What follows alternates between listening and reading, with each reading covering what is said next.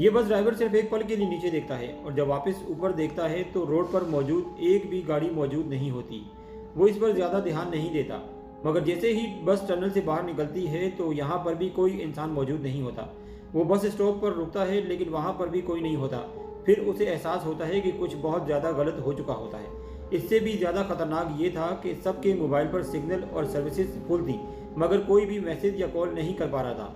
तभी एक शराबी बोलता है, हो सकता है दुनिया में मौजूद सारे लोग मर चुके हों, हम ही दुनिया के आखिरी लोग बचे हों। सब ये बात सुनकर खामोश रहते हैं। सिर्फ एक लड़का कहता है कि ये शराबी है, इसकी बातों। तभी उनमें से एक आदमी गौर करता है और बताता है कि मुझे याद है मैंने एक पल के लिए आंखें झपकी थी और जब मेरी आंख खुली तो आसपास मौजूद सारी गाड़ियां गायब हो चुकी थी।